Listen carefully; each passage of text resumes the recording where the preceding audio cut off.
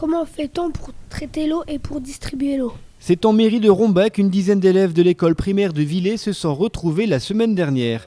Accueillis par Paul Soudier, directeur du service technique, l'objectif de cette rencontre était de comprendre et d'étudier le mécanisme de l'eau. D'où vient-elle et où va-t-elle?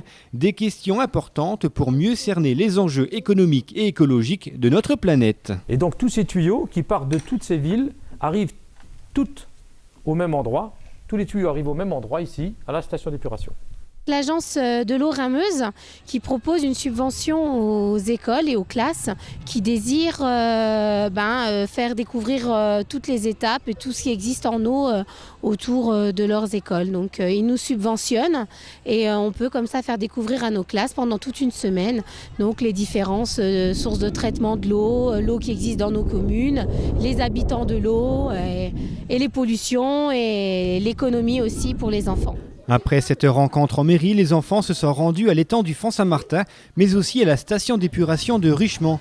Ils ont découvert les bassins où sont traitées les eaux usées et le laboratoire d'analyse. Par contre, donc, entre ces deux phases, on a extrait, donc on a fait travailler nos bactéries, et nos bactéries elles ont travaillé et donc elles ont réussi à décanter.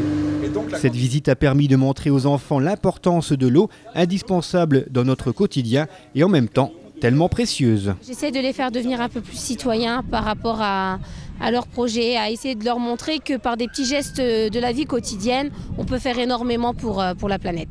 Devenir plus citoyen pour préserver l'eau, voici un projet intéressant mis en place dans cette classe. Une classe fortement mobilisée et impliquée. Ils se sont beaucoup intéressés, j'ai eu beaucoup de motivation. Je pense que c'est quelque chose qu'on va réitérer selon les années.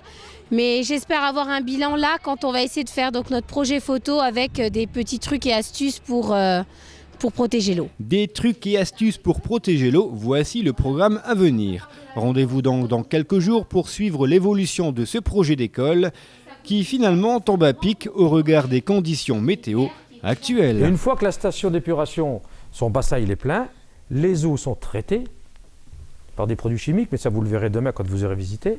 Et à partir de là, l'eau, il faut bien qu'elle aille après quelque part.